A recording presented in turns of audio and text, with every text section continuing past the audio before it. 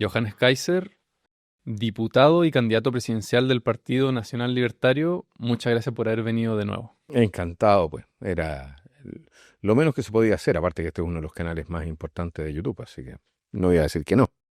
Y bueno, quería que partamos con temas de seguridad y quería que vieras los comentarios de Gonzalo Winter sobre la inmigración clandestina el 2017. Chile no está colapsando. Chile no tiene una alta cantidad de extranjeros, ¿ya?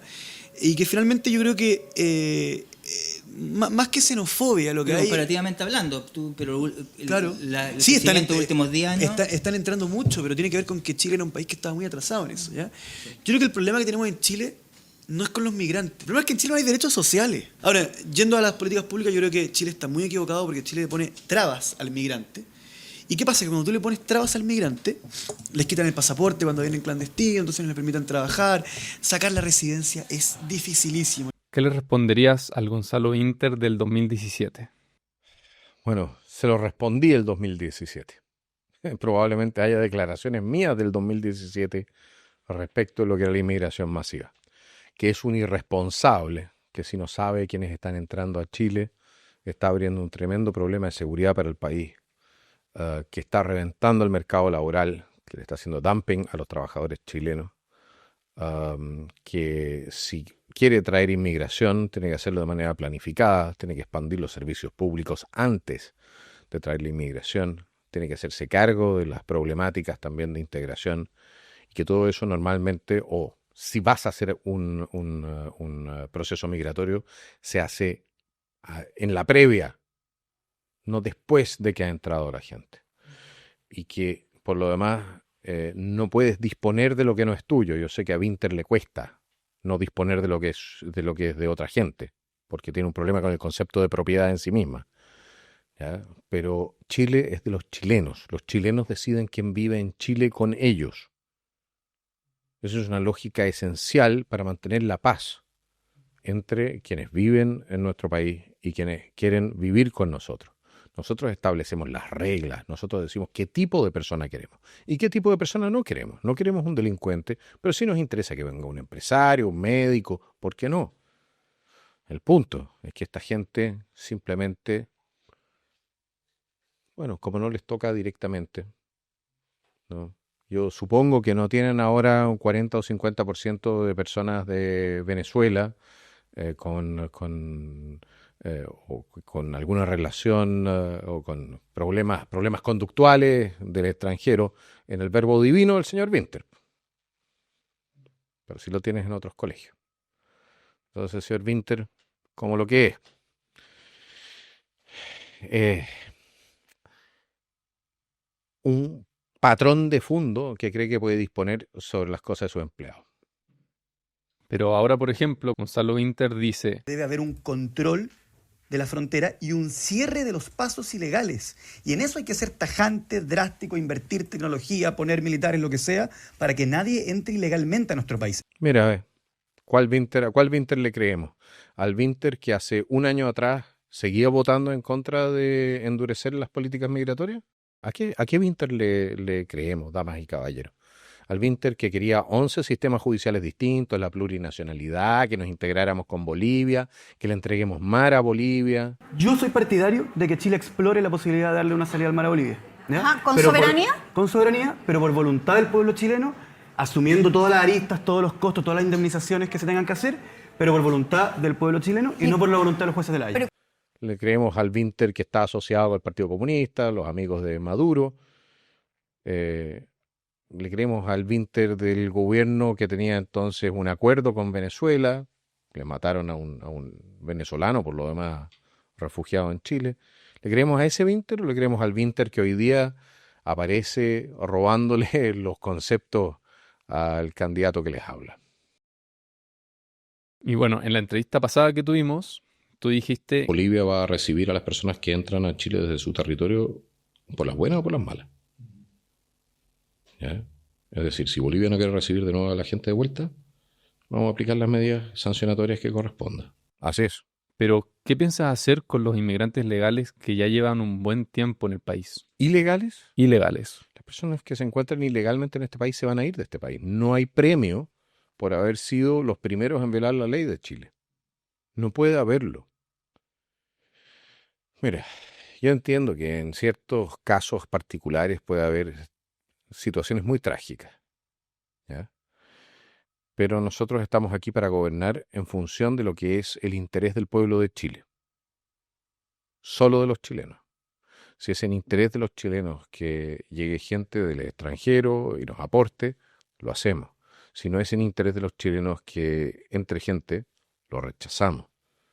Pero la obligación de un político chileno es velar por el pueblo chileno. El resto, haremos lo que podamos por ayudar a gente de otros países en la medida de no dañar a nuestra propia gente. Pero yo no voy jamás a sacrificar a nuestro pueblo para ayudar a otro. Pero ¿y toda la reconducción la vas a hacer a través de Bolivia o piensas hacerlo por otros países? No, mira, esa es una de las razones por las cuales estoy tan molesto con este presidente y su maltrato de los Estados Unidos de Norteamérica. Pareciera pretender ser un nuevo emperador. Yo tengo muy presente que una de las primeras iniciativas políticas en materia de relaciones exteriores de mi gobierno va a ser reconstruir las relaciones con los Estados Unidos, cimentarlas, fortalecerlas, y ver si, bueno, en la medida de este nuevo eje o de este cambio de posiciones, Estados Unidos estaría dispuesto a ayudarnos a nosotros a reconducir directamente a Venezuela, poniendo presión sobre Venezuela para recibir a su gente, que de hecho ya están recibiendo venezolanos, están siendo expulsados de Estados Unidos, ¿no? Si nos podemos poner debajo del paraguas de los Estados Unidos. Este gobierno nunca estuvo interesado en expulsar delincuentes, nunca estuvo interesado en el control de nuestras fronteras y nunca ha estado interesado en el bienestar de nuestro país. Y es por eso que las herramientas diplomáticas que podríamos haber utilizado en los últimos años para avanzar en materia de recuperar el control sobre nuestro territorio y sobre nuestras fronteras, no las ha utilizado. No las ha utilizado respecto de Bolivia, por las malas, como digo, ¿ya? Y tampoco les ha funcionado muy bien por las buenas, y no las ha utilizado respecto a Estados Unidos. De hecho, nos ha empeorado con mucho la relación con ese país. Ahora, pasando a economía, la candidata presidencial Janet Jara en su programa propone un modelo de desarrollo guiado por la demanda interna. ¿Nos puedes explicar qué es eso y qué consecuencias tendría para el país? Jara está hablando de un modelo de desarrollo, lo que se llama desarrollista, ¿de acuerdo? Que en la práctica es volver a la autarquía como la proponía la Alemania nazi o la Italia fascista. Parece que los comunistas no han aprendido mucho. Y es perfectamente inviable. O sea, nos significaría un empobrecimiento brutal en Chile. ¿Por qué? Porque nuestro país está concentrado en estar hiperconectado con el resto del mundo para aprovechar nuestras ventajas competitivas. El venir aquí a tratar de generar políticas proteccionistas, que yo había escuchado incluso a los comunistas criticarle a Trump por el tema de sus aranceles, el tratar de implementar políticas proteccionistas, que supongo que es eso lo que está proponiendo hasta cierto punto, ¿no? Para proteger a la industria nacional y aumentar entonces de la mano de lo que es un incremento artificial de sueldo, es decir, que no vaya asociado con la productividad. Aumentar la capacidad adquisitiva de nuestra población, a lo único a lo que conduce al empobrecimiento en cosa de años, o sea, de meses quizás incluso, porque te va a disparar la inflación. Y bueno, la verdad es que lo único que son capaces de hacer los comunistas cuando están a cargo de una economía es generar carestía. Nunca han sido capaces de generar algo más que no sea su modelo aplicado. Es un modelo que lo que hace es generar carestía y escasez. Entonces nos está prometiendo escasez. Esa es mi opinión. Y pasando a temas de impuestos. Tú has dicho estar en contra de las contribuciones, pero estas se defienden por lograr cobrar un impuesto a los grandes ingresos. ¿No crees que es un buen impuesto porque es progresivo? Mira, en primer lugar, el hecho de tener plata no te transforma en peor persona o en que tengas menos derechos que el resto de los ciudadanos. ¿Ya? Queremos igualdad ante la ley, eso significa que a toda la gente se le debe aplicar una estructura tributaria relativamente similar. Por lo demás, el impuesto las contribuciones son un impuesto al patrimonio, no a los ingresos. Es una cosa muy distinta. Hay alguien que puede ganar mucha plata, ¿ya? y sin embargo no tener patrimonio, porque se lo gasta todo, y otra persona que gana poca plata, pero va formándose su patrimonio siendo ahorrativo. ¿Qué significa eso? Lo que yo castigo entonces es el ahorro, y el ahorro no en cualquier cosa, porque el ahorro en la cuenta de ahorro no la castigo. Pero sí te castigo si tú te compras un local comercial. Sí te castigo si tú tienes una vivienda por sobre un cierto, de un valor para arriba. Sí te castigo si tú tienes más techo del que debieses tener. ¿Me explico? ¿Y por qué? Si esa plata ya pagó impuestos. Una persona que gana, no sé, por $1 millón en Chile tiene que estar pagando, ¿qué? ¿40% de impuestos sobre ese ingreso? Ya es proporcionalmente mucho más alto que el de una persona que gana $1 millón y no paga impuesto a la renta. ¿Ok? Entonces, ahora, ¿qué vamos a hacer? Vamos a ir donde esa persona y le vamos a decir, ¿sabes qué más? Lo que tienes, si es que lo tienes, pásame un pedazo. Y no solamente respecto de esa persona, también de una persona que puede haber tenido ingresos relativamente altos y después se jubila y tiene ingresos muy chicos, pero que pudo comprarse su casa como forma de ahorro. Pero los impuestos en sí mismos son de dudosa moralidad. Todos los impuestos son de dudosa moralidad cuando se trata de yo te quito a ti para darle al otro porque yo soy el que decido. ¿Ya? Es muy fácil comprar votos entonces con la plata que no es de uno.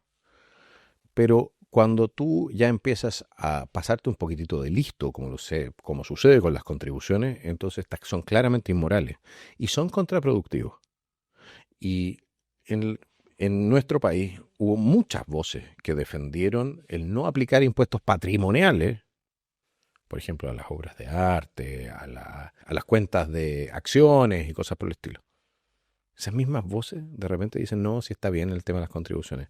Es una cosa. Apliquémosle, hagamos una cosa. ¿Ya? O si están de acuerdo con eliminar las contribuciones, que es un impuesto patrimonial, o estamos todos de acuerdo en meterle impuesto patrimonial a otras formas de ahorro.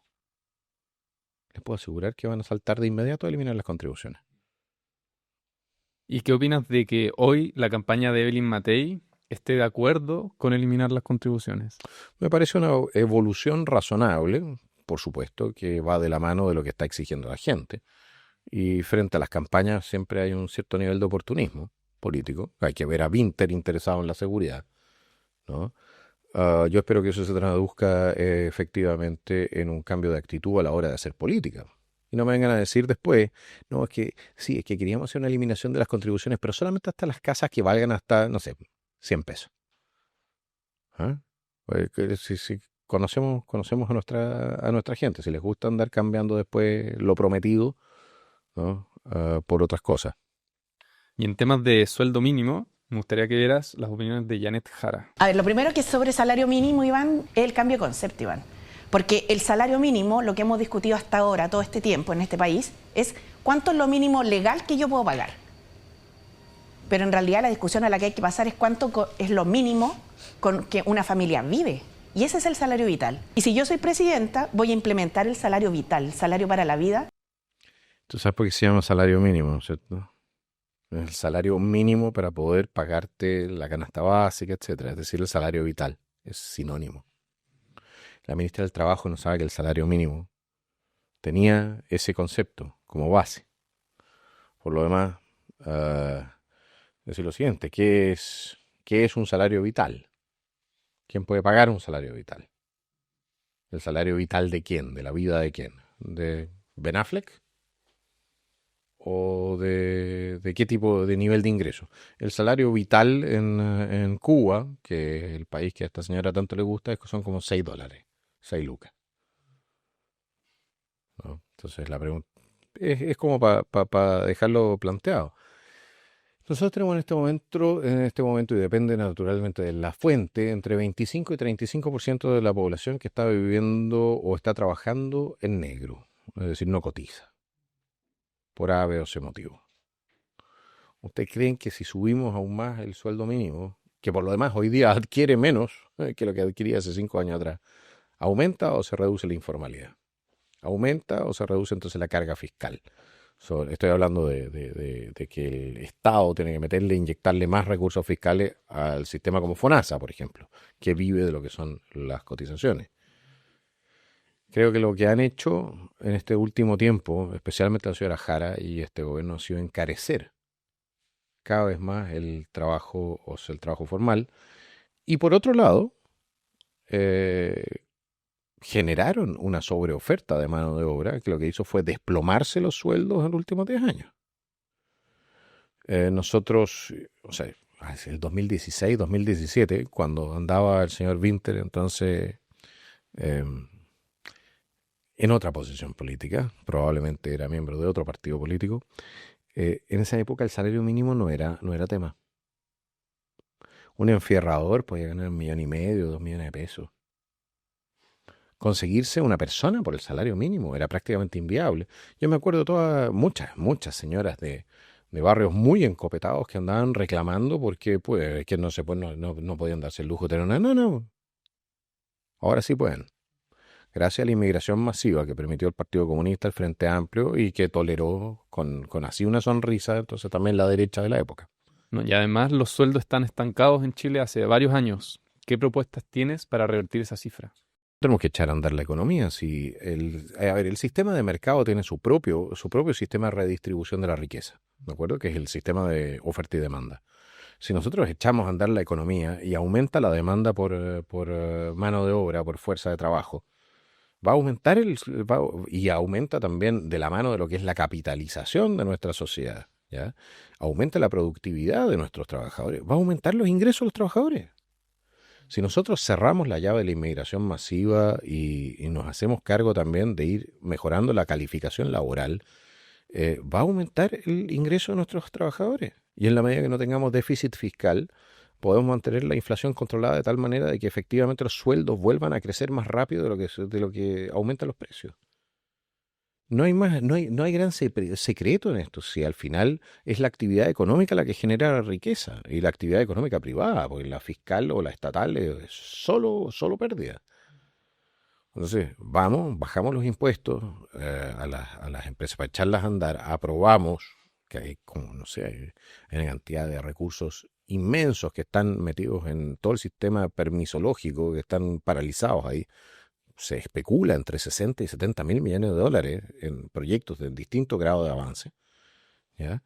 Echamos a andar eso, le pegamos un buen empujón inicial a la economía y después bajando los impuestos generamos un incentivo a la reinversión también con la restauración del FUT para lo que son las inversiones en territorio nacional. Y si logramos subir a un crecimiento tendencial del 4.6, 4.7, tú vas a ver cómo eso se transforma en el corto plazo en un aumento de los ingresos de la gente que trabaja y por lo demás también en un aumento de la cantidad de empleos formales que es imprescindible para poder mantener funcionando los sistemas. Y justamente yendo al tema del food, me gustaría que viera los comentarios de Janet Jara. El otro día escuché a un candidato hablar hasta del regreso del food, que me dejó bastante preocupada. Dicho eso, hemos ido avanzando y aunque algunos quieren retrotraer la discusión, como si estuviéramos en 1984, lo digo por lo del food, los más tributaristas podrán entender lo que quiero decir. La verdad es que lo que tenemos que hoy día hacer es, yo diría, asentar los cambios que se han hecho, porque se han hecho hartos cambios en este último periodo, pero generar de todas formas una fuente de financiamiento que nos permita solucionar un problema social que es una olla a presión. Y yo creo que ahí el mejor camino es generar un impuesto específico al patrimonio. Eso mismo. Va a estar encantado Chile, vamos a escuchar esta cuestión, pues les gustan los impuestos patrimoniales, o les gustaban por lo menos antes de ponerse en contra de las contribuciones.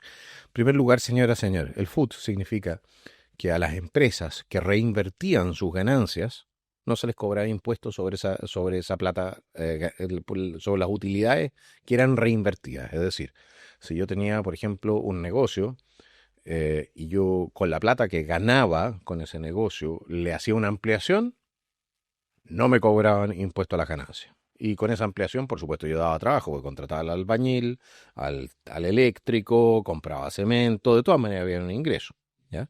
Y así se iban armando, o se podían armar las empresas con su propia plata, sin tener que ir al banco a pedirla. La señora Janet Jara parece propagandista del sector financiero aquí.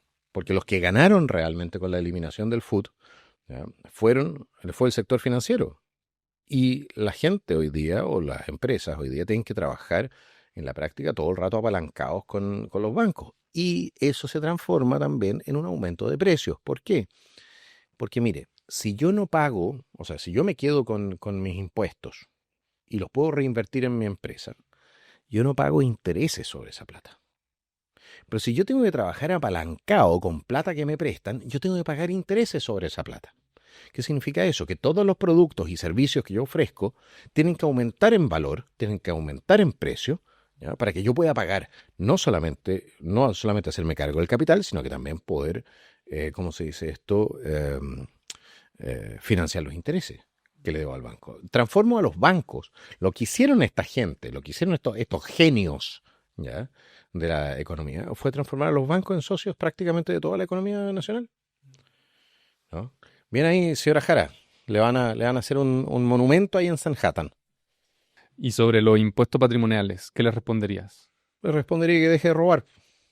Esa plata ya pagó impuestos. Pero bueno, decirle a los comunistas que dejen de robar es como decirle a una persona que deje de respirar. Como que no llega muy lejos la recomendación. Y bueno, ella quiere cobrar este impuesto para tener más presupuesto para el Ministerio de Salud y así terminar con las listas de espera. Porque el problema del presupuesto del Ministerio de Salud es la falta de plata. No es que se roben la plata. No es que tengan decenas o cientos de miles de licencias falsas. No es que se roben los insumos. No es que los doctores marquen tarjeta y se vayan al sector privado. No es un problema de gestión, es un problema de falta de plata. Para los comunistas siempre es un problema de falta de plata. Nunca es un problema de que su gente, sus sindicatos, etcétera, hacen inviable la gestión y la administración decente del sistema público tampoco. No, si es falta de plata. ¿Cuánta plata se pueden robar todavía, por lo demás? O malversar, o malgastar, o mal invertir. ¿Cuánta plata más? Mira, Inglaterra tiene un presupuesto mucho más alto que Chile. Y el sistema estatal de salud en Inglaterra está quebrado. Entonces, ¿cuánta plata más? Si no eres capaz de gestionar como corresponde. Y en el sistema público de salud, hoy día se está gastando per cápita prácticamente lo mismo que en el sector privado. Pero usted vaya a una clínica privada y vea cómo lo atienden, y vaya a una clínica pública y vea cómo lo atienden. Eso es todo. Ese sería todo mi argumento. Y bueno, hay una propuesta económica de los diputados del Partido Socialista que busca eliminar cobros en UF. No sé si lo has visto. Manucheri te ha puesto. Manucheri. Ok, otro genio. El diputado Manucheri hemos ingresado un proyecto de ley que prohíbe el cobro en UF en salud, en educación, arriendos y dividendos. No más cobros en UF es un proyecto que beneficia el bolsillo de las personas. En la práctica lo que quieren es prohibir la inflación. Si quieren prohibir la inflación, perfecto, prohíban el déficit fiscal. Es así de sencillo. Hay ciertos elementos que son externos, por supuesto. Ahora lo vimos con Irán, el aumento del petróleo, las energías. Pero la inmensa mayoría de los aumentos de costos en Chile son generados por los mismos políticos que después andan llorando, porque resulta de que eso se traduce en mayores precios. Mira, voy a decir una cosa. ¿El aceite en la feria se paga en UF? No. Y sin embargo, aumentó el precio del litro del aceite de oliva de, ¿qué era? De 5.000 a 15.000. ¿Y eso fue gracias a quién? ¿A la UF? No lo es. ¿El precio, el valor de la benzina se paga en UF? No. Y sin embargo, subió de 700 antes que cuando entraron estos genios al gobierno y ahora estamos pagando 1.300. El punto es que efectivamente a mí no me gusta la UF. Creo que de alguna manera sí se ha transformado en una prácticamente una moneda paralela, ¿de acuerdo? Y a veces distrae de lo que realmente está sucediendo en materia financiera. Lo digo desde el punto de vista de lo que es la percepción básica, ¿ya? Pero miren todo lo que está pasando. Costos de electricidad, el arriendo no sube por la UF.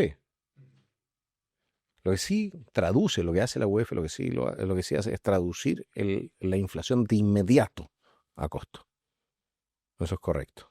En otras latitudes, por ejemplo, el impacto lo recibe al final de un cierto periodo. A los 3 meses, a los 6 meses, cuando hay reajustes respecto a la inflación. ¿no? Pero, bueno, para ser bien honesto, las diferencias no son realmente brutales. Por lo menos no en favor de los ciudadanos. Sí hace una diferencia cuando no malgastas plata, cuando no imprimes plata, cuando no pides crédito en el extranjero de manera irresponsable. Sí hace la diferencia cuando tienes una economía que sea eficiente en comparación con una ineficiente. Sí hace la diferencia cuando tú tienes impuestos altos a las energías. Si tienes impuestos altos a las energías, tienes un impacto mayor cuando tienes desórdenes, como por ejemplo lo que estaba pasando con el petróleo a nivel internacional. ¿Ya? Pero la UEF misma se puede criticar, pero van a eliminar la cuestión y no ha solucionado absolutamente nada. Y ahora pasando a temas de eficiencia estatal, ¿a ti te sorprendió? Es un oxímoron. Eficiencia y estatal en una palabra, en una frase. Chuta. O de gasto estatal. Okay, como agua seca. ¿Te sorprendió cuando se dio a conocer el mal uso de las licencias médicas? No, para nada. No me sorprendió para nada. Y de hecho creo que la sorpresa es que haya tanta gente fingiendo sorpresa. Seamos claros, aquí la cuestión era una enfermedad social ya. El tema de las licencias médicas falsas. Y yo en más de una ocasión anteriormente levanté el tema.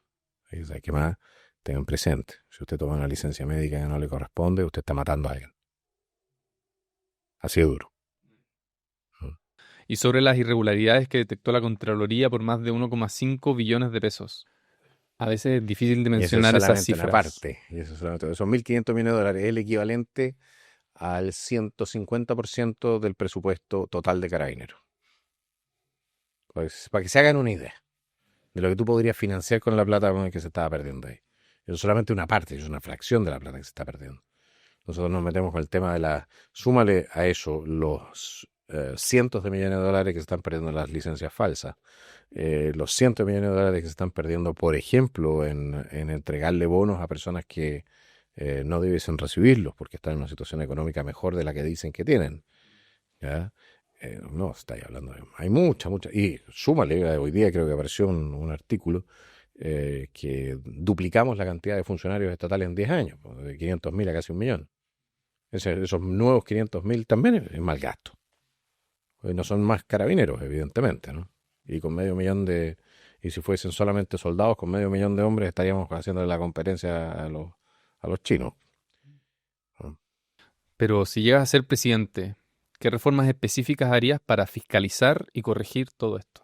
Yo creo que hay que fortalecer las capacidades fiscalizadoras de la Contraloría. Eso es una cuestión, es una solución permanente y una solución de corto plazo, o por lo menos no es una solución. Lo que pasa es que nosotros necesitamos un diagnóstico para saber dónde tenemos que recortar, ¿de acuerdo? Y eso significa que tenemos que poner al Estado pongamos así, hacerle una radiografía al Estado. Y para eso necesitamos una auditoría forense. Necesitamos una auditoría forense de todos los campos que no sean secretos, es decir, ministerios, contratos, todo tipo de cuestiones, para ver dónde se ha estado robando, dónde se ha estado malgastando, dónde hay problemas de eficiencia, etcétera, etcétera. Esa auditoría forense la debiesen hacer auditores externos, ¿ya? Uno de los Big Five, o sea, de las grandes empresas auditoras del mundo.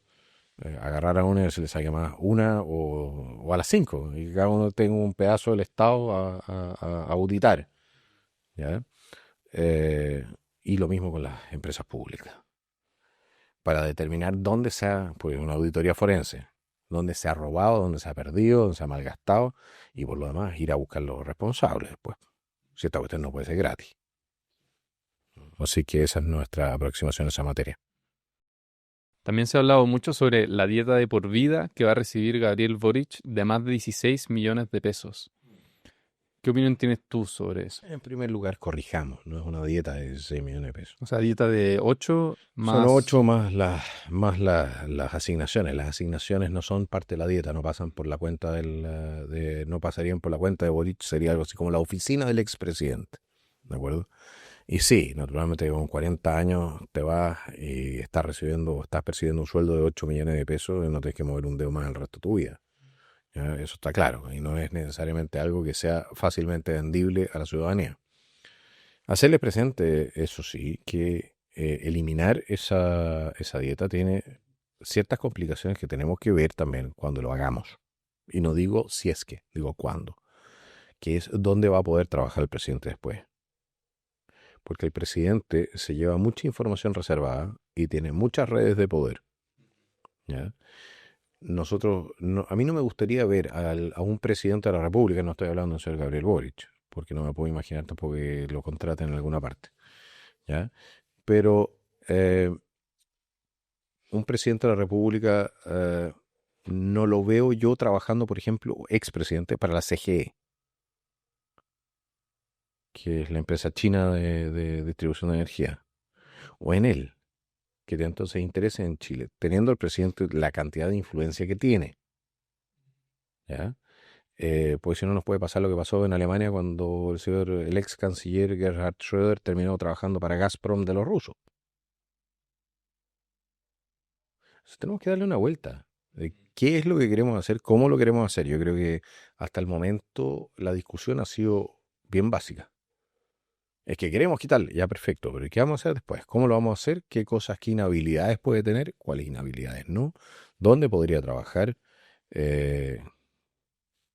Son cosas de las cuales tenemos que hacernos cargo, así como nos tenemos que hacer cargo de esa misma situación, por ejemplo, con los directores de inteligencia. Yo, un director de inteligencia a los 65 años no lo puedo poner con las patitas en la calle, ¿ya? O a los 50, y decir, o sea, que más haga lo que quiera con lo que sabe. Bueno, o sea, hay que darle más de una vuelta a este tema. Y bueno, ahora pasando al tema de Araucanía, me gustaría que dieran los comentarios de Gabriel Boric del 2018. Como Frente Amplio somos claros y no nos hacemos parte de la política represiva que los diferentes gobiernos, Eduardo Frei, el gobierno de Lagos, los dos gobiernos de Michelle Bachelet, el primer gobierno de Piñera y ahora el segundo gobierno del presidente Sebastián Piñera. Como Frente Amplio no hemos sido parte de ese show, no hemos sido parte de esa política sistemática de represión. Temucuicui, territorio recuperado por el pueblo mapuche, quienes lideran las recuperaciones de tierras en Malleco. ¿Qué es todo esto? Que el Estado de Chile está capturado por los intereses de las forestales y de los grandes terratenientes de la zona. Buscar una solución dialogada con el pueblo mapuche, basada en el derecho internacional, que incluya la devolución de tierras y el reconocimiento de autonomía sobre esas tierras. Ayer, algunos parlamentarios del Frente Amplio nos reunimos con los huerquenes que venían del Tregún, de Temucuicui, para decirnos que ya no quieren dialogar con el Ejecutivo y que quieren que este Congreso tome parte en el asunto y que este Congreso, en una sesión especial, escuche a sus machis y sus loncos. Presidenta, ¿qué importa el reglamento? Acá tenemos un problema mucho más serio.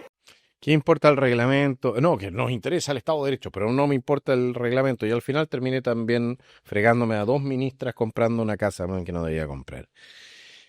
Ay. ¿Qué te voy a decir respecto a Gabriel Boric? Es el Gabriel Boric de verdad, y de hecho ese era su programa político hasta el 4 de septiembre, cuando se les desplomó.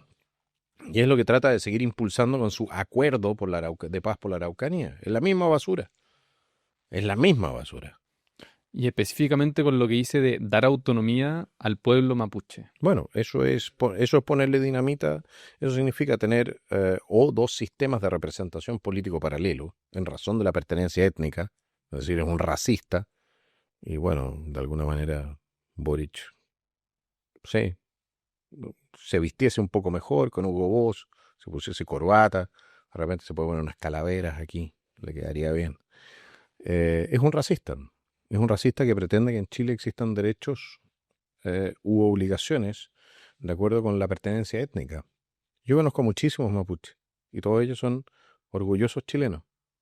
Son orgullosos de ser mapuche también, pero no andan pidiendo un derecho a voto separado, una representación separada, un sistema tributario separado, no. Y menos aún una representación política que lo que hace es generar las condiciones para una implosión en algún momento del separatismo. Boric está preparando el separatismo, así como lo trataron de preparar al servicio de Bolivia, al servicio de García Linero con el primer proyecto constitucional. Y el segundo proyecto constitucional, lamentablemente, asumió ciertas cosas que venían de ahí. porque lo negociaron con el Partido Comunista del Frente Amplio, los 12 bordes, ¿no? Y hasta el día de hoy día, tienes un acuerdo por la paz, del cual se restó, menos mal, el señor Sebastián Navellán, creo que se llama, ¿ya? Que va en la misma dirección. Es el intento de destruir nuestra nación. Y cuando el señor Gabriel Boric habla del derecho internacional, ahí está hablando del principio de autodeterminación de los pueblos, que es la razón por la cual terminan implosionando países en guerras civiles y secesionistas. Lo que está pidiendo ciertos grupos armados con pretensión territorial, que es lo mismo es lo que dijo entonces Boric hace 2 años después, ya lo que están pidiendo es la independencia. Si no nos equivoquemos aquí. Y Boric en ese video lo que estaba haciendo era fomentar el independentismo, la destrucción de nuestro país. Y lo ha hecho también Chile Vamos. Y lamento decirlo, en algún momento lo hicieron también en el segundo proceso constitucional socios más cercanos nuestros.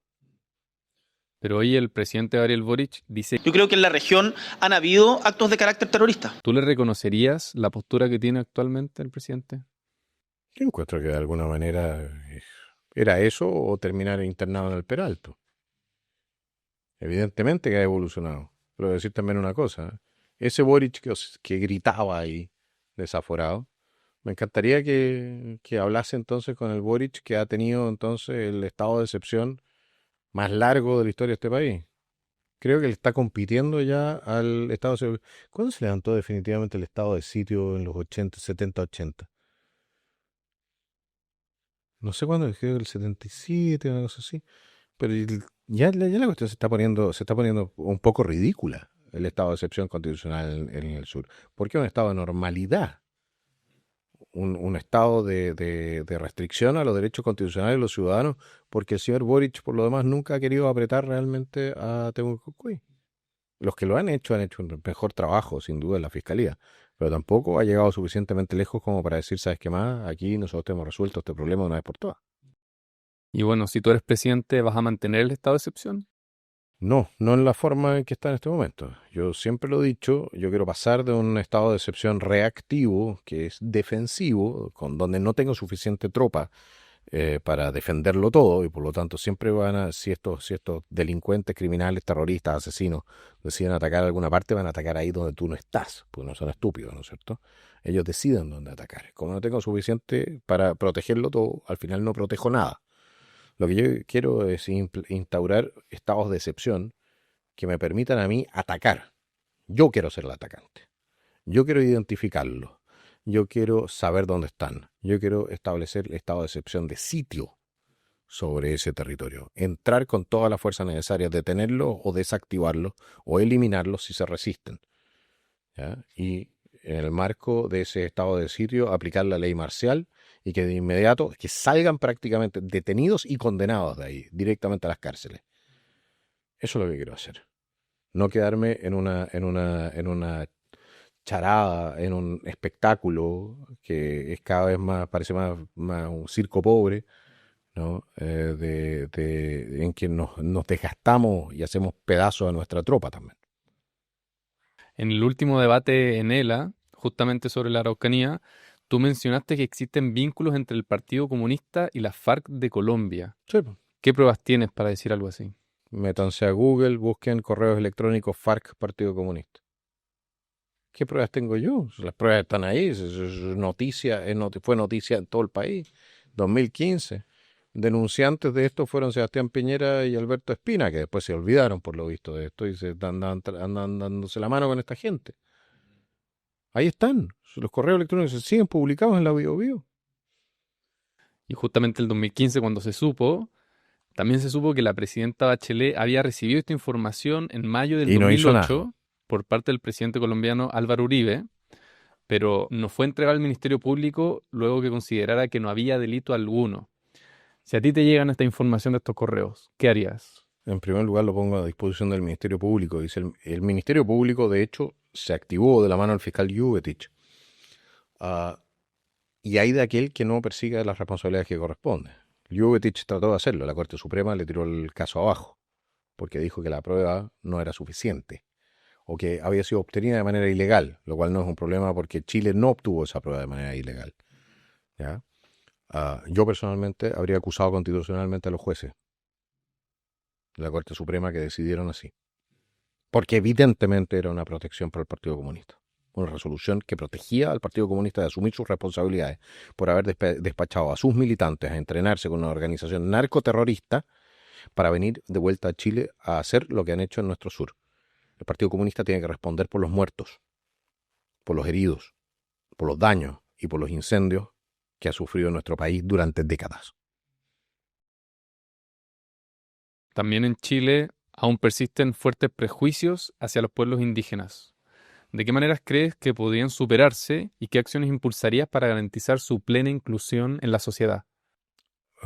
Bueno, yo quizás tenga un problema de percepción porque yo no tengo necesariamente prejuicios. Entonces me cuesta imaginarme que otras personas tengan esos prejuicios. Si eso es así, es esencialmente porque no se ha comunicado hasta qué punto, por ejemplo, la tropa en carabineros, en nuestro ejército, cómo están sobre representados nuestros pueblos originarios, los mapuches especialmente, los aportes que hacen a nivel académico y cómo están integrados. Todo el mundo tiene aquí algo de sangre indígena, ¿sí? ¿Para qué andamos con leceras si este es un país mestizo? ¿No? Si ahí andaban con un lonco de apellido Berkov, me están tomando el pelo, ¿no? Y otro de su weichafe era un tipo de apellido Marchant. Bueno, menos mal que no consiguieron un tipo de apellido de Napoleón los del LACAM. Entonces, ya, cortemos el escándalo. Si esta cuestión es un conflicto que teniendo algunas raíces que son ciertas y donde uno debe hacer correcciones, como es, por ejemplo, el desprecio a lo que fueron los títulos de Merced, ¿ya? Y donde se debe corregir respecto de las personas y sus descendientes que fueron afectadas, no de cualquiera, ¿ya? Pero más allá de eso, esto es un conflicto artificial creado por el Partido Comunista, copiado del movimiento zapatista en México, ¿ya? Y que ha permitido entonces instaurar en Chile también espacios en los cuales no entra el Estado y donde se trafica droga y se hace todo tipo de negocio ilícito. O sea, es para eso es. Entonces yo no me engaño en esa materia. Yo le tengo un gran respeto a mis compatriotas de los más distintos orígenes, ¿ya? Crecí en la Araucanía. Y la verdad es que si hay algún tipo de prejuicio hoy día, es el prejuicio que han ido armando la izquierda extrema y descriteriados, como decía el presidente, que asociaban entonces al pueblo mapuche, que es un pueblo digno, honrado, patriota, ¿ya? A los miembros de ese grupo humano, asociarlos con el terrorismo. Y que cada vez que uno quería ir a someter a los alzados terroristas, entonces uno estaba atacando al pueblo mapuche. Eso no es cierto. Y bueno, desde el retorno a la democracia, la derecha ha ganado 2 veces la presidencial. No. ¿Qué diferencia existiría de un gobierno tuyo respecto a las otras veces que ganó la derecha? Es que no ganó la derecha. Ganaron con votos de derecha, pero no hicieron gobiernos de derecha, ¿no? El gobierno de Sebastián Piñera, el primero especialmente, fue muy bueno desde el punto de vista administrativo. Pues si tú lo ves desde el punto de vista de lo que es la aproximación ideológica, ¿cuántos impuestos bajó Sebastián Piñera? ¿A cuánto personal despidió Sebastián Piñera que estaba sobrando? Porque después de 17 años de concertación, ¿no? Era evidente que estaba lleno de apitutados políticos. ¿Qué auditorías hizo al Estado? ¿De qué manera enfrentó las prevaricaciones permanentes de la Corte Suprema? No lo hizo. No lo hizo. Firmó tratados internacionales que comprometían nuestra soberanía nacional. La pregunta es, bueno, ¿qué tenían de derecha realmente esos gobiernos? Claro, no se puso a expropiar, ¿ya? No es un Chávez, ni mucho menos, pero yo te diría, fue un gobierno en lo económico mucho más eficiente sin duda que el de las izquierdas, que le acababa de preceder, pero no cambió ninguno de los ejes en los problemas que ya se veían venir. Y no ofreció respuestas desde nuestra mirada.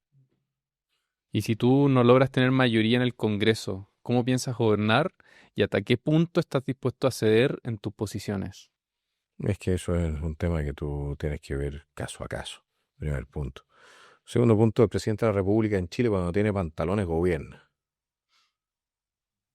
No sé, a uno tiene que tener cuidado que no se le caigan los pantalones, porque hay mucha gente que anda tratando de tirar para abajo los pantalones. ¿Ya? El tema de, no sé, creo que es costumbre.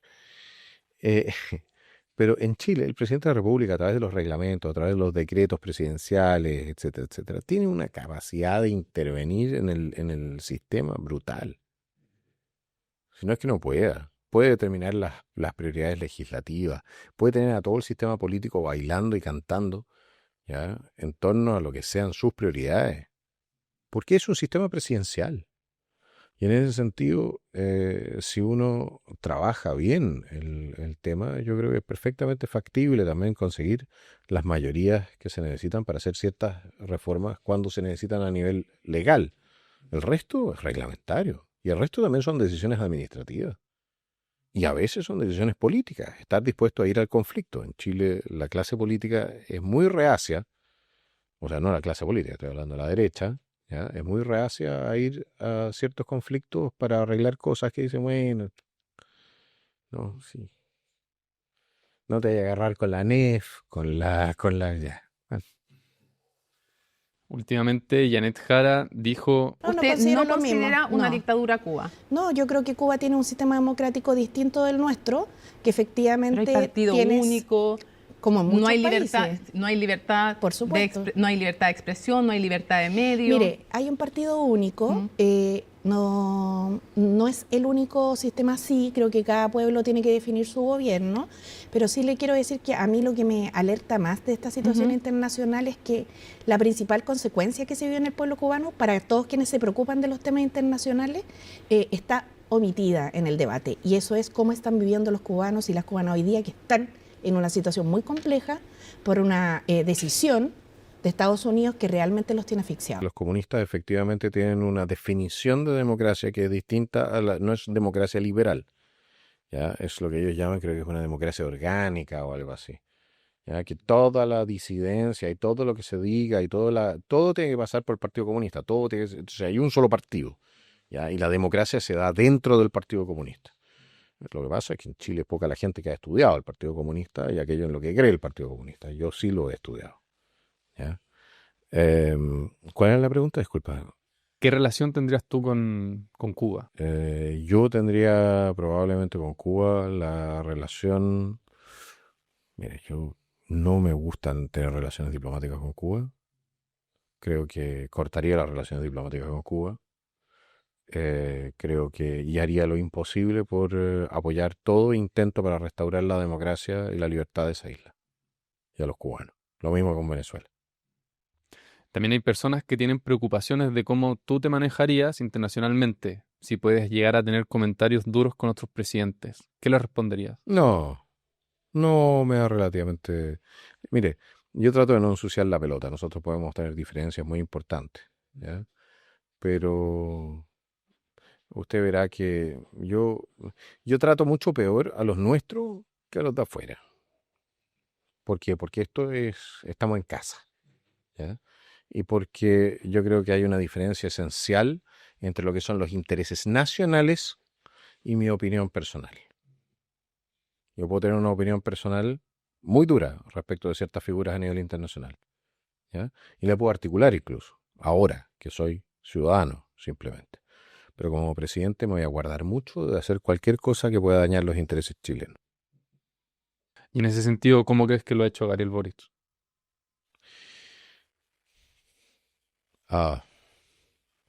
Creo que ha sido un papas natas a nivel internacional. Eso.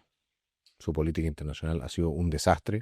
Y bueno, y hasta cierto punto ha ido avanzando en la dirección que quiere. Él quiere sacarnos de Occidente y quiere asociarnos, mucho de la gente que está dentro de su esfera política nos quiere asociar hacia China, hacia la India, hacia los BRICS.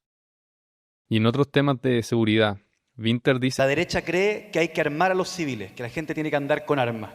Por eso, la derecha fracasó 2 veces en materia de seguridad cuando gobernó. ¿Podrías responderle tú cuáles son tus principales propuestas contra la delincuencia? Mira, Winter, el problema con estos zurdos es que leen, pero leen pura poesía. Entonces no leen o no escuchan o mienten cuando hablan de los demás.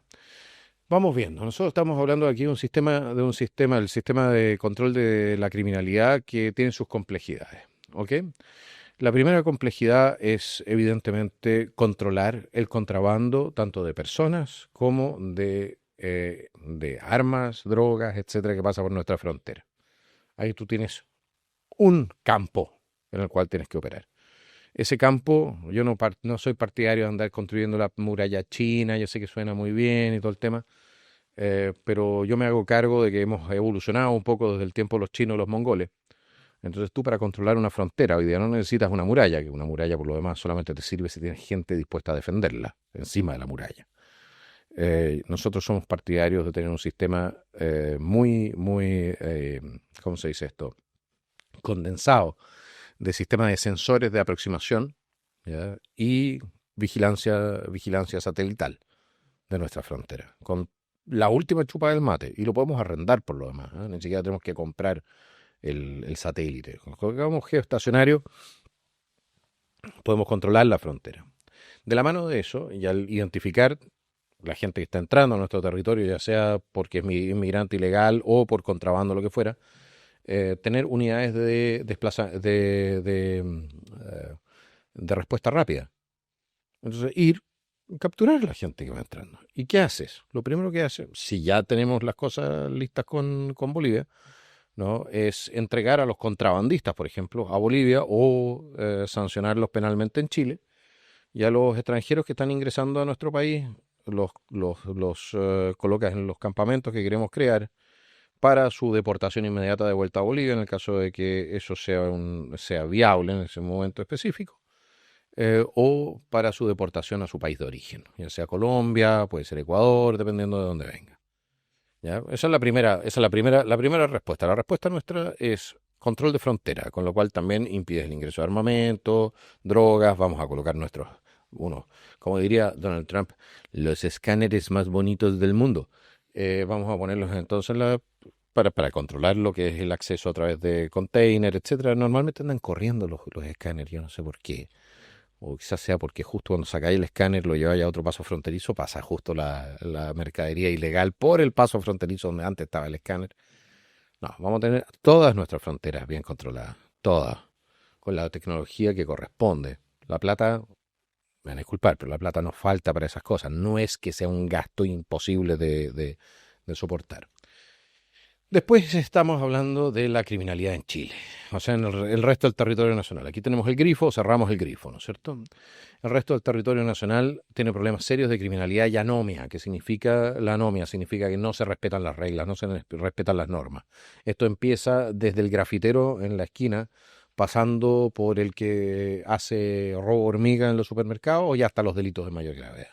Tráfico de droga, lavado de dinero, etcétera. Pero al final es todo un medio ambiente, si lo quieres decir así, un ecosistema criminal el que tú tienes en el país.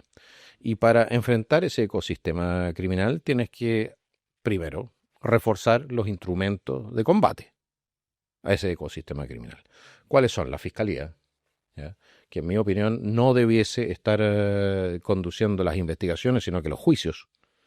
Las investigaciones debiesen ser conducidas por las policías, designadas por la Fiscalía para la conducción de los distintos, o sea, si por ejemplo aquí se cometió un delito de robo, esta policía ve este delito, que tengan de nuevo sus facultades investigadoras.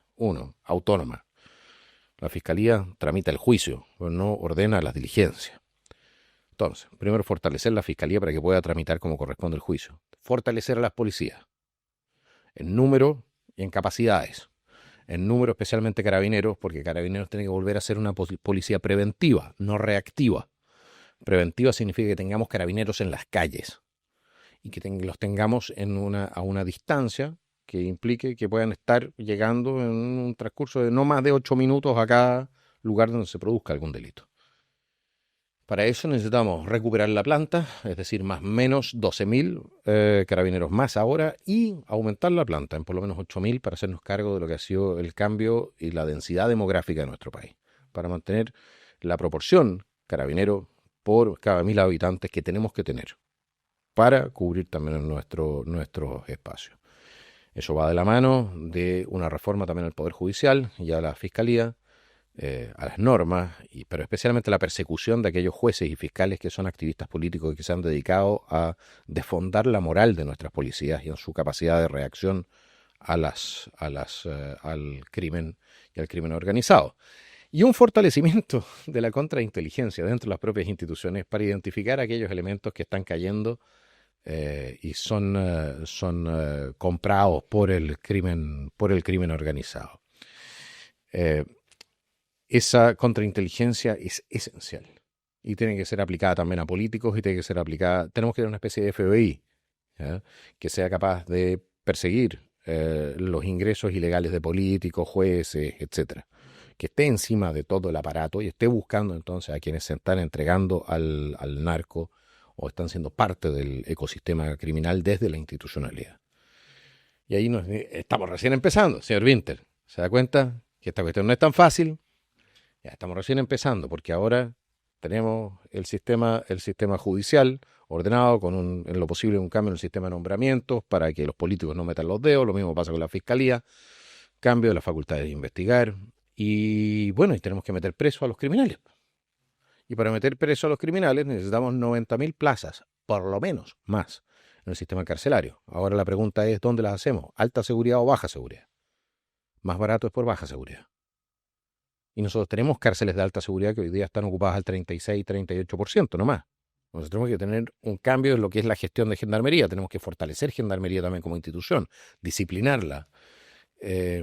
Y tenemos que crear entonces este espacio carcelario de baja seguridad, donde tú a los presidiarios de poco compromiso delictual los puedas sancionar de manera también de poder integrarlos en brigadas de trabajo, etcétera, para que no haya ocio durante el pago de la pena y para que todo delito termine pagando pena. Todo delito tiene que terminar pagando pena. Te robaste un Super 8, pagas, qué sé yo, 2 días de cárcel, 3 días de cárcel. Un porcentaje de la pena que se te aplica, ¿ya? Te robaste un banco, y estoy hablando ya sea a mano armada o porque eres ejecutivo del banco, también termináis pagando cárcel. Todo el mundo tiene que terminar pagando cárcel por lo que hace. Entonces, necesitamos ese espacio carcelario para sancionar todas las comisiones de delito. Y la fiscalización, y entrar, por supuesto, a fiscalizar con mucho mayor dureza otro tipo de incivilidades. Para mí, las incivilidades son también una razón para expulsar extranjeros del país. 3, 4 denuncias ante un tribunal de policía local por ruidos molestos, porque chao, se va del país. ¿Ok? ¿Por qué? Porque tienes que garantizar la convivencia. Ok, ahí tenemos el tema de Gendarmería. Gendarmería requiere de su propia inteligencia para las cárceles, que esté integrada dentro del sistema de seguridad. ¿Por qué? Porque desde las cárceles se opera hoy día muchas veces también hacia el exterior y se gestionan entonces negocios criminales. Tenemos Gendarmería, Fiscalía, Investigaciones necesita laboratorios criminalísticos en todo el país. Tenemos entonces la reforma al Poder Judicial, tenemos el fortalecimiento de Carabineros, el control de frontera. Y no sé si se me está olvidando algo. Sí, probablemente el fortalecimiento de la unidad de análisis financiero, ¿no? Y un control más estricto de la banca. Ahora acaba de aparecer un caso chiquitito, ¿no?, donde se descubre que se estaban lavando $13 millones en Bitcoin. ¿Ya? La unidad de análisis financiero y las unidades de control de este tipo de cosas, especialmente impuesto interno, tienen que ser fortalecidas para ir por aquellos flujos de dinero que no se pueden explicar. ¿Me explico? Y para eso no necesitáis levantar el secreto bancario. Para eso lo único que necesitas es ir viendo, preguntarte, ok, aquí se compró una casa por 300 millones en efectivo, ¿de dónde salió la plata? El auto para el Lamborghini del compadre La Pola, que aparece entonces con un auto de 200 millones, ¿de dónde salió la plata? ¿Me explico lo que voy? Que efectivamente empiece a haber una interconexión y una interoperabilidad. Y para recuperar el control territorial, disculpa si te aburro, y para recuperar el control territorial, nosotros no estamos a favor de los estados de emergencia permanente, estamos a favor de estados de sitio acotados. Es decir, si tú tienes una población donde está en control el narco con sus grupos armados, entras, dispones los medios, declaras estado de sitio en esa población, entras, haces lo que corresponde, se aplica la ley marcial, se juzga literalmente en esos 10 días. La gente que encontraba con armas y todo el tema, juzgada, pasa a prisión, levantas el estado de sitio. Lo mismo pasa con Cerro Chuño. Y el que se resiste, bueno, mala suerte. Ahí no le levantes un arma a un soldado del Ejército de Chile o a un carabinero, porque yo voy a respaldar el uso de la fuerza letal, si es necesario, para proteger a los ciudadanos honestos y para proteger a nuestras policías y soldados. Y lo mismo hacerlo en Temucucuy, lo mismo hacerlo en todo lugar donde el Estado hoy día no esté presente. Y entramos y tenemos que dejar, por supuesto, una presencia también que impida que el narco vuelva a permear o a ocupar ese territorio nacional. ¿Alguna otra cosa que se me haya olvidado? A ver, señor Winter, ¿le parece suficientemente complejo la descripción de lo que le acabo de plantear? Digo nomás. Y sí, una cosa. No soy partidario de un Estado policial. No creo en que los ciudadanos honestos debamos estar siendo permanentemente vigilados y controlados por el Estado. Creo en el castigo al deshonesto, creo en el castigo al criminal, creo en las penas más duras posibles para el criminal, pero no creo que nosotros, los ciudadanos honestos, tengamos que ser transparentes para los políticos. Los políticos tienen que ser transparentes para la gente, pero no la gente a los políticos. La gente es el patrón, nosotros los sirvientes. Y no corresponde entonces andar tratando de impulsar iniciativas que van generando la infraestructura para que podamos tener en algún momento un sistema como el que tiene China de crédito social. A mí no me gusta para nada la idea. Y ahora pasando al tema de educación, ¿nos puedes explicar tu propuesta del cambio de administración y qué otros países tienen un sistema parecido? Es una propuesta que sí, le tengo harto cariño, de verdad. Creo que mientras más le doy vuelta, más me gusta. Especialmente cuando veo entonces a la señora Janet Jara y todos sus amigos del Colegio de Profesores, entonces tiritar con esto. ¿Qué es lo que estamos proponiendo nosotros? Estamos proponiendo, la municipalización no funcionó porque los alcaldes empezaron a distraer plata de lo que tenían que ir a los colegios para otros objetivos, la típica de los políticos, ¿de acuerdo? Ya, el sistema centralizado no funciona y no funciona en ninguna parte. Y la economía centralmente planificada, en este caso educación, tampoco funciona como se supone que, no ha funcionado jamás. Por lo menos no es un sistema que te permita administrar recursos con eficiencia. Entonces le estaba dando vuelta al tema y por supuesto estaba pensando también cómo cambiar el paradigma en materia educacional. Y llegué a la siguiente conclusión, porque soy una persona que me gusta leer. ¿Ya? Dije, ¿con qué respuesta de izquierda puedo lograr un resultado de derecha? No es muy fácil encontrar cosas por el estilo, ¿de acuerdo? Porque en general todas las respuestas de izquierda son malas. Pero en la Guerra Civil Española, 1936 en adelante, hay un caso bien excepcional donde los anarcosindicalistas fueron capaces de mantener la producción en el sector que ellos controlaban, de la mano de lo que fue la entrega de las empresas que ellos estaban confiscando a sus dueños a cooperativas. La cooperativa mantenía el principio de eficiencia de gestión y administración. Y de alguna manera también el autocontrol entre los miembros de la cooperativa. Y dije, es interesante, ¿por qué no hacemos algo así con los colegios?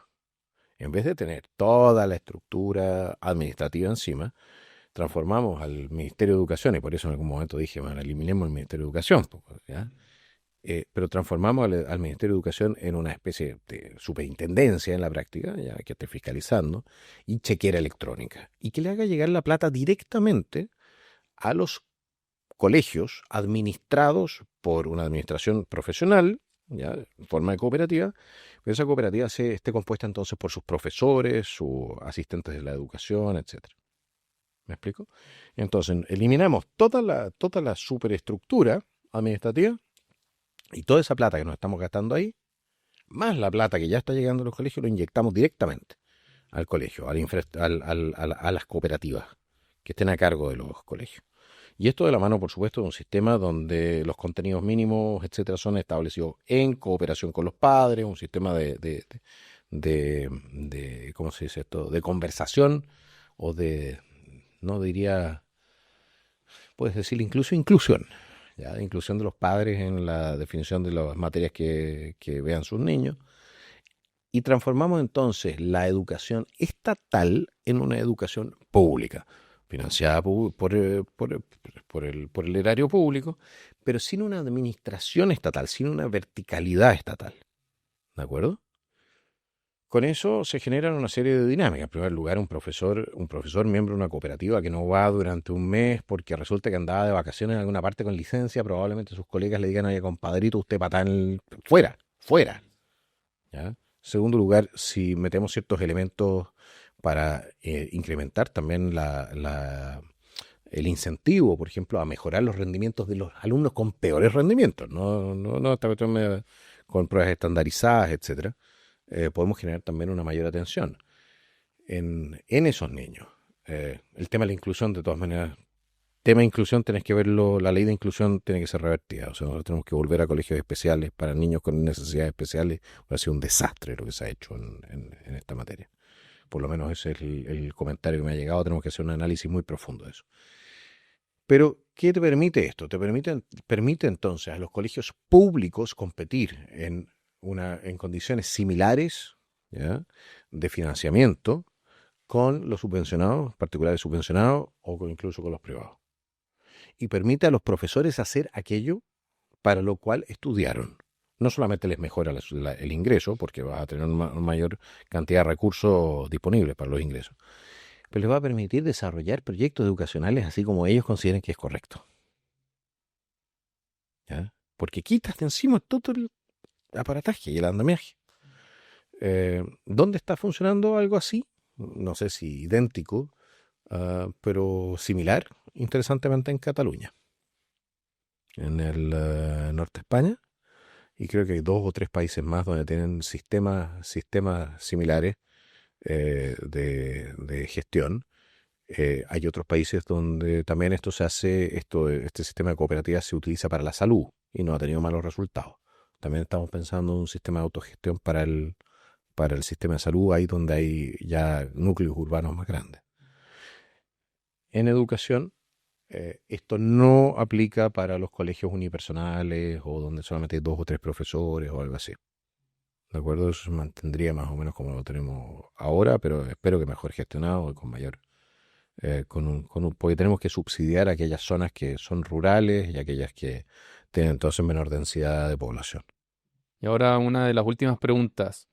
Me gustaría saber, no en términos técnicos ni prácticos, sino más bien morales, ¿por qué crees que tus ideas son mejores que las que defiende el Frente Amplio?